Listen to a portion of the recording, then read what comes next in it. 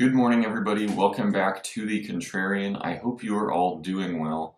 Today I'm just making a short but informative video as to how far behind the Fed actually is with cutting rates.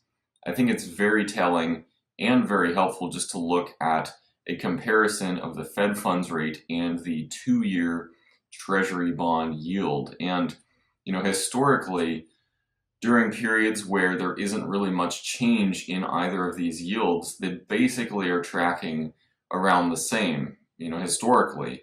And actually, the 2-year typically leads whatever the Fed ends up doing. The Fed only controls the Fed funds rate. The rest of the bond market controls every single other yield out there in the US Treasury market. And so, it's very interesting to see how basically the 2-year yield, aka the bond market, leads whatever the Fed ends up doing, whether that be hiking rates or cutting rates. So the 2-year yield was early on, raising rates prior to when the Fed actually started doing that in early 2022. The 2-year was actually raising the rate of that yield prior to when the Fed was actually hiking. And now actually with cutting rates, the 2-year is way underneath where the Fed funds rate. So right now the Fed funds rate is between 525 to 550 basis points. So around 5.25 to 5.5%. Right now the US 2-year yield is just under or very close to 4%. So there's between 125 to 150 basis points between the US 2-year and the Fed funds rate right now. Now, a lot of this is due to the price action we've seen in the last week where bonds have rallied significantly. Other assets, particularly Japanese related assets, have sold off very heavily.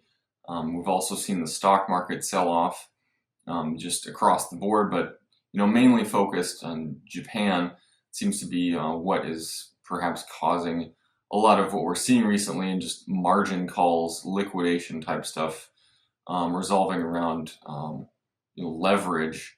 So people being over leveraged, Japanese assets being forced to close out, and basically just a lot of forced selling happening. So as a result of this, we've seen a rush into US Treasuries as a safe haven. The gold has actually held up pretty good as well, and the yen has strengthened remarkably quickly against the dollar in particular. So we've seen a lot of price action in the last week. This has driven yields down aggressively across the board in the US Treasury market. And it now gives us 125 to 150 basis point difference between the Fed funds rate and the US 2-year. So in my mind, that really shows how behind the curve the Fed is with cutting rates right now. They should have cut in July in my mind, if not before then, to keep up with the 2-year. If the Fed tracked what the 2-year did, I think that would just be a much better algorithm than what they propose of doing with trying to monitor the labor market and anticipate, changes in the labor market, and with inflation, their dual mandate, as they say. I think a much better mandate would just be to say, hey, we're going to track the 2-year yield. That'd be a lot more simple, I think, and easy for them to do. That isn't what they do, though. So they're always behind in terms of hiking rates and with cutting rates. Or, looking at this chart, they've never actually been prior to the 2-year. So they've always been behind the curve. But I think this chart, just comparing the 2-year yield to the Fed funds rate, is very, very telling, just with how far behind the curve the Fed is with cutting rates. Now, we could still see a sizable rate cut in September. They aren't going to meet this month in August, so not cutting in July did postpone it 2 months.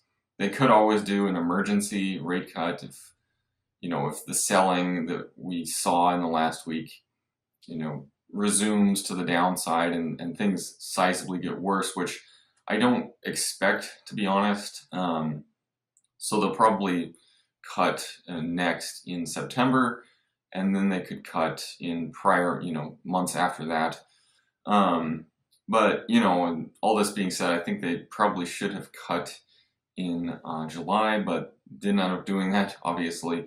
They still think inflation is a concern. I think inflation's kind of a concern of prior months, prior years, but they disagree with that, obviously.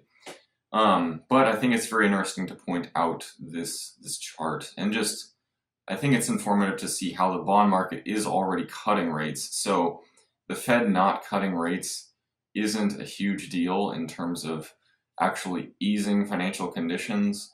If you're a corporation, if you're an individual wanting to buy a house, a mortgage, things like that, the Fed funds rate really doesn't impact you. It's the rest of the yields in the bond market. So the bond market is already easing, even though the Fed isn't. Even though the headlines are, always focused around what the Fed does, it doesn't play a huge factor into that. And that's kind of a contrarian view, I know, but something I adhere to. So I would love to know what all you think about this in the comments section below. The Fed, what their decision was prior month of July, not cutting, what you think they'll do in September upcoming. Love to hear your thoughts, and I hope to see all of you again at some point.